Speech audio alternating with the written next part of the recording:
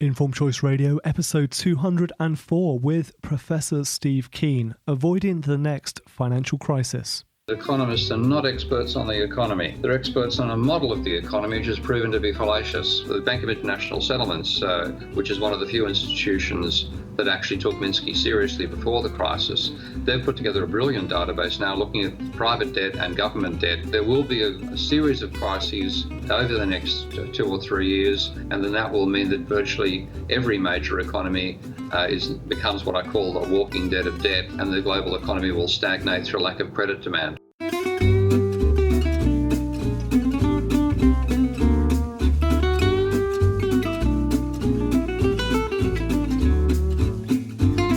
Sundial House Studios in Cranley, welcome to Informed Choice Radio.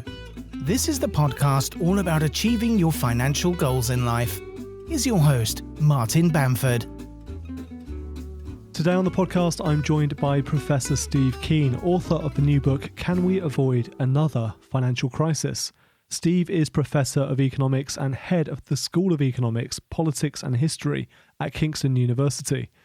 We know what a major impact the global financial crash had on the global economy. It took most conventional economists completely by surprise. In fact, many economists had, shortly before the crash, declared the magical recipe for eternal economic stability had been discovered. Steve Keen was one of the very few economists who anticipated the crash. In his new book, Can We Avoid Another Financial Crisis?, Steve shows why the self-declared experts were wrong and how ever-rising levels of private debt make another financial crisis almost inevitable. Inevitable, that is, unless politicians tackle the real dynamics causing financial instability. He also identifies the economies that have become the walking dead of debt and those that are next in line, including Australia, Belgium, China, Canada, and South Korea. His book is a major intervention by a fearlessly iconoclastic figure, and it's been described as essential reading for anyone who wants to understand the true nature of the global economic system. If you want to get a better understanding of global economics and the shortcomings in the financial system, this is the podcast episode for you. You can find the show notes, full transcript, and useful links for this episode at icradio.co.uk. If you enjoy listening, please do let me know on Twitter, where you can find me at Martin Bamford. Please also say hello to Steve on Twitter at Prof. Steve Keen. Please also take a moment to leave us a review of this podcast on Apple Podcasts. The fastest way to leave us a review is to visit icradio.co.uk/iTunes, click on the ratings and reviews tab, and write a few words for us there. Without any further ado, welcome to Avoiding the Next Financial Crisis with Professor Steve Keen in episode 204 of Informed Choice Radio. Well, I'm delighted to welcome to Informed Choice Radio State Steve Keen. Steve, thank you for joining us on the podcast. You're welcome. Good fun. Could you start by talking a bit about why the self-declared experts got it so wrong when it came to the global financial crisis? Well, this is one of the great problems we're faced right now, that economists have massively got it. If they were supposed to be giving you guidance about where the economy was going, they got it massively wrong in 2008 and have been wrong ever since. And that's helped denigrate experts everywhere, unfortunately. The reason is that economists are not experts on the economy. They're experts on a model of the economy which has proven to be fallacious. And there's been at least 40-year struggle that I've been involved in economics to say that this is just a useless model. It's close enough to capitalism to look like the system and fool people to believe it might actually be telling you where the system is going, but it lacks essential features of the real world so badly that when those features manifest themselves, the model will be fundamentally misleading. And I can talk a bit more detail about what those are later questions, but the basic idea is that the models were constructed to try to answer the question as to whether a capitalist economy could, on its own, without any central planning, reach a state of equilibrium in all markets. And in some ways, the answer to that question was actually a fundamentally no, with the mathematics involved. But the economists basically made a whole set of assumptions to force that answer to be yes. And to do so, one of the things they had to ignore, or decided to ignore, was the monetary system. So whereas most people think economists must be experts on money because that's what the economics is about, from over a century ago, they convinced themselves you could leave money out of the macroeconomy, model of the macroeconomy, and still model the macroeconomy properly. So they have models without money, without banks, without debt. And if those terms turn up at all, they're derived from assumptions about real data driving the financial answers. They're not actually inputs. And of course, there's presumptions they're wildly wrong. So anyway, that's the state of the models. And if you left out the financial system, you couldn't see a financial crisis coming for obvious reasons. So this is the major reason they were so wrong. How have we got to the stage where this model has become so widely adopted and trusted and accepted when it's so fundamentally flawed? Well, it managed to fit the data so long as the direction of the economy continued to go the same way for a sufficiently long time. So it ignored completely the role of private debt. It ignored completely the role of banks and credit. And so long as banks and credit and private debt were all going in the same direction, so they were rising, if you made your model fit the data that was being generated by the economy by tweaking its parameters sufficiently, it could look like you're actually doing accurate prediction. Everything totally changes, of course, when the direction of debt goes in the opposite way. So if you look at the UK is the most outstanding example of this.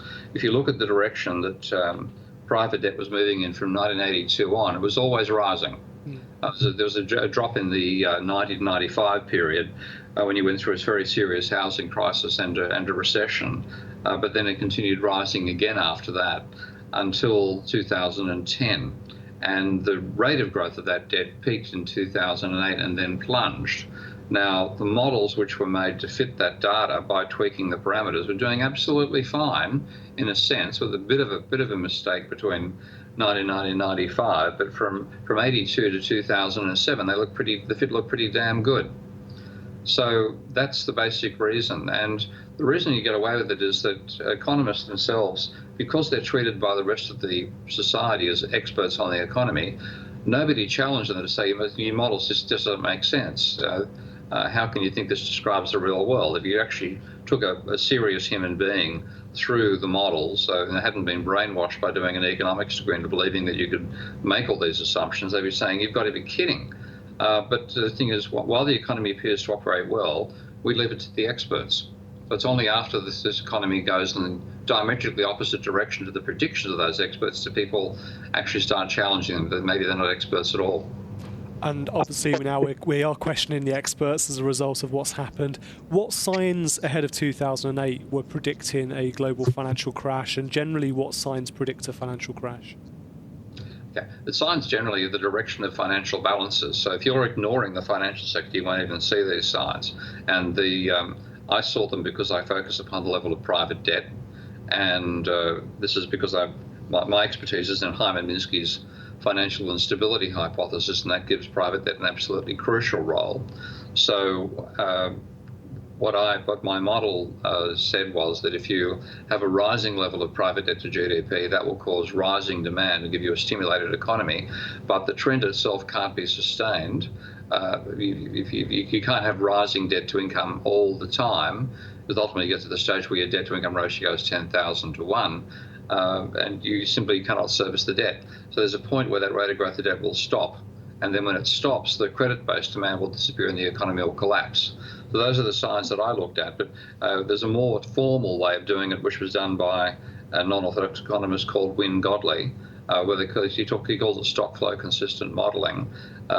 What it does is look at the sectoral balances by dividing the economy into several sectors and say that because the flows from one sector are going to go into another one, the aggregate sum of all those flows is zero. But you can then look at what that means in terms of trends. And looking at the data from 1992 on in America, Godley was saying that the trend was for the government sector to be in positive balance, and which means the private sector had to be in equivalent negative balance. And at the same time, the private sector was running a huge trade deficit. So it was losing money effectively both to the government and to the foreign sector. And the only way that it could be balancing that is by getting further and further debt to the banking sector, and these trends simply couldn't sustain. So Godley was saying at some stage the Goldilocks economy has to give way and there'll be a serious economic crash. Now, these are all very soundly based predictions. They're not based on sunspots or something which can be derided by the mainstream. It's based on stuff the mainstream decides to ignore, which was proven to be crucial. And you mentioned Hyman Minsky's financial instability hypothesis. So that's a generally now accepted model that people look at. Is it the case that we are getting better now at spotting some of the signs that predict a financial crash, or are economists still completely wedded to the traditional approaches? Well, they're starting finally to break down, but they are wedded to the traditional approaches. So, and like when they read Minsky, I mean, I once had a colleague and I were giving a paper at a mainstream economics conference in Australia, and this guy's an expert on Keynes, and he literally said to the audience, "I said, look, please just don't read Keynes, just don't read him." He said, because whenever you write up what you think Keynes sees, you are so affected by the glasses you've acquired as mainstream neoclassical economists that what you write down as your summary of Keynes bears absolutely no relation to what Keynes actually said. So please just don't read him. Ignore him, please. And that might sound ridiculous, but Rod was quite right. When they read Minsky and they attempt to then interpret those views after the crisis, they completely distort the idea. So one essential thing in Minsky's logic and in Irving Fisher's logic as well, Minsky was based largely on Irving Fisher and the debt deflation theory of Great Depressions. One essential element of that is you're in disequilibrium. The economy is a non-equilibrium system. That's an essential part of their thinking. They explicitly say that. But the neoclassicals have convinced themselves back in the 19th century you have to assume equilibrium to be able to model anything, which technically speaking is wrong. You don't have to make that assumption anymore, but they impose that assumption on everything. So they try to explain Minsky using equilibrium models. It's like trying to fly with concrete wings. That's a powerful metaphor. So thinking about the future, if we were to apply the same models you've just spoken about, are there any underlying faults within the global economic system at the moment that lead you to think there might be another financial crisis? Yeah, well, that's what my book is about. I've got a new book out called Can We Avoid Another Financial Crisis? And that takes a look at that same issue about trends in private debt, which the mainstream ignores and said you can completely forget about private debt. They're explicitly saying, this is Paul Krugman is probably the most egregious example of this, explicitly say, ignore all these people who talk about private debt. It can't matter in the economy. They don't know what they're talking about. Well, these are all the people who saw the crisis coming. So you do listen to them. And the Bank of International Settlements, which is one of the few institutions that actually took Minsky seriously before the crisis, they've put together a brilliant database now looking at private debt and government debt in 43 countries. So I used that data to look at the trends overall, and I divided the economies into basically three classes. There are economies which had a huge growth of private debt up to 2008, and then had a crunch where the rate of growth of debt collapsed. That caused the financial crisis they all suffered, and they've delevered a bit since then, but they haven't delevered by anywhere near enough to reset themselves back to sort of 1950 style conditions. So I call those the walking dead of debt. And they won't have another crisis themselves, but they're going to continue falling back into stagnation. Now, Japan is the obvious example, the first one that actually did that. But clearly America's there as well, and some of the others which are obvious are Spain, which had a huge housing bubble. Ireland, to some extent, though the Irish seem to have a capacity to get into trouble no matter what, and UK. Now, the other major category is what I call the zombies to be, and those are economies that continued borrowing through the financial crisis back in 2008. This is borrowing private debt, and therefore appeared not to have a crisis, but accumulated more debt now and are likely to have a crisis in the near future. And the outstanding example there is China, which is about 1/6 of the global economy these days, 1/8 to 1/6 of the global economy, but also Canada, Australia, Korea, Belgium, Norway, Sweden, to some extent the Netherlands, so it also had its own crisis back in 2008. So when you put those economies together, those are economies which in the next 3 years are going to have a credit crunch. Their credit demand will evaporate. That will affect their own domestic economies predominantly, but it certainly affect the rest of the world in terms of a fall in export demand. So there will be a series of crises which in the aggregate sum up to a crisis the same scale as that for America back in 2008, over the next 2 or 3 years, and then that will mean that virtually every major economy becomes what I call a walking dead of debt, and the global economy will stagnate through lack of credit demand. Charming stuff, isn't it? It really is, isn't it? It's really enlightening. So we've got these countries who were with high levels of private debt during the previous financial crisis. You've just listed some countries who are taking on more private debt and were during the previous financial crisis. So surely that means next time around it's going to be much worse than last time? Not necessarily, because the real cause of a crisis is a huge plunge in demand, where demand consists of the turnover of existing money plus new money created by debt, which then is spent. When you borrow money, you borrow to spend. So that's the sum. That's total demand, and for that to collapse, you have to go from expanding debt, therefore credit being substantially positive and very big compared to demand out of existing money, to going negative. So in America's case, for example, when the crisis hit, credit demand went from plus 15% of GDP to -5 over a 2 or 3 year period. Now, if you're starting at only +7 or thereabouts, which is the level for America and the UK right now, then to go to -5 is not as big a fall as going from +15 to -5. So the crisis will not be as huge a slump as it was for America back in 2008, but it'll be they're going to be in the same situation as Japan, which has been fluctuating from positive to negative credit demand for 15 years now. So it won't be as big as 2008, but it will happen, and it will happen in countries which appeared to be immune to the crisis back in 2008. But whilst the crisis won't be as big, is it fair to say that central banks and governments don't have the same capacity to deal with any crisis? They've already used all their ammunition around low interest rates, quantitative easing, etc. Have they got anywhere further to go? Well, there's certainly low interest rates are a problem, but they don't, like in Australia's case, one of the countries which I'm certain is going to have a crunch, its interest rates are just still higher than the rest of the world, but they're only 1.5%. So, and of course, they're trying to put rates up because what they've been doing by cutting rates is encouraging the housing bubble, which is partly why they look like they've been doing so well for so long. So, they can only make 6 interest rate moves, whereas if you look at where America was when the crisis hit, rather than it had interest rates of 6%, so it could make 6 1% moves rather than 6 1/4% moves, which is the best the Australians can manage. So that ammunition is gone. But they still can do as much as they like in terms of quantitative easing, because their capacity to do quantitative easing is limitless. It's simply a case of them being able to expand their balance sheet. So they will do the quantitative easing approach, but they won't be able to do the interest rate stimulus to the economy. What do you think about the approach politicians take towards the economy and making sure it grows each year? Because politicians tend to take a quite short-term view of the world. And the economy, I guess, requires a bit more of a long-term view. So are politicians compatible with long-term economic planning? Oh, not at all. But partly I don't blame them all that much, because imagine what you'd have with politicians who are trying, for example, to arrange a shot to the moon if they were following Ptolemaic astronomers and being told you've got to wait till the epicycles are aligned before you can send something up to the moon.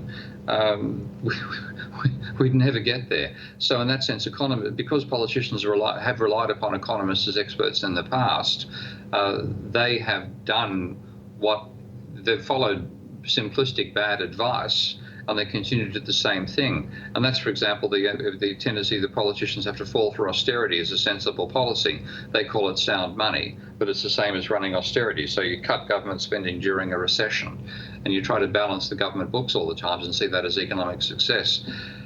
That is as sensible a way as running the economy as following Ptolemy is to try to explain why the sun circles the earth every day. Now, it took us astronomers teaching us that, in fact, the Earth orbits the sun and not vice versa before it became common knowledge and common practice to continue saying sunrise and sunset, but to know that it's the Earth that's doing the turning, not the sun that's doing the spinning. So politicians, it's no wonder they make mistakes, but the mistake they make is actually compatible with what conventional economics tells them. Are you hopeful about the future in terms of improvements to the understanding of these flawed economic models and some of the new models which are coming through? To some extent I am, but I mean, the same thing happened back in the Great Depression. Keynes's views came out as a challenge to the orthodoxy, and that challenge was ignored until, having had one depression, which was the great one from 1930 to 1932, and unemployment went from recorded rate of 0 to 26% in America. It then fell to 11%. And that's from 1932 to 35, 36. Economists continued believing the standard mainstream stuff. And then they persuaded Roosevelt that the economy had recovered, so it was time to balance the government books again. Roosevelt followed the advice and tried to get the American government back into balance once more. Unemployment went up from 11% to 20%. This is back in 1936, 37. Now, in that situation, that's when Keynes's book became common. At this stage, mainstream economists got completely despaired. They gave up thinking that they had any idea of the economy, and they embraced what they thought Keynes said. But again, they read Keynes then so badly that they misinterpreted him as an equilibrium argument, just with a different sort of shape of curves to the equilibrium curves they work with. And that became called Keynesian economics. And so the intellectual advances were lost completely at that stage. So the same thing could happen this time around. The one salve we have is that, in general, humanity's capacity to model complex systems has risen dramatically since the days of Keynes, of course, because of the rise of computers and the development of nonlinear and non-equilibrium modeling software and technologies, largely in both meteorology and engineering. And with that knowledge, if we actually were starting economics again, there's no way we'd make the equilibrium mistake. And there are tools that can be applied to economics from those disciplines, which, again, just ignore the mistake of equilibrium. So that richness makes economics stand out as a really backward 19th century discipline. And the odds are better that we'll end that hegemony of that view now than it was back in the 1930s. But because it's such an ideologically appealing view to say that capitalism is a self-regulating system, there's always a tendency for economists to fall back into that and for the populace to believe them once the crisis has passed. But this crisis is not going to pass. Steve, thank you so much for coming on the podcast today. Before you leave, could you tell our listeners a bit about where they can find out more about you, and also where can they buy a copy of your book? Yeah, well, it's called Can We Avoid Another Financial Crisis, and it's available through bookshops and, of course, through Amazon.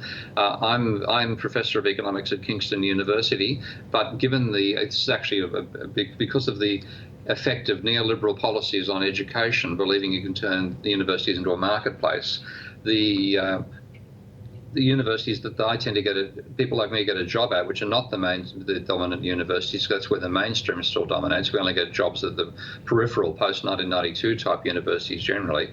Our numbers have been destroyed by the government decision to deregulate first-year intake. So I've been told that to maintain my public role, I have to either go 1/4 time at the university or give up that role and teach 4 times as much.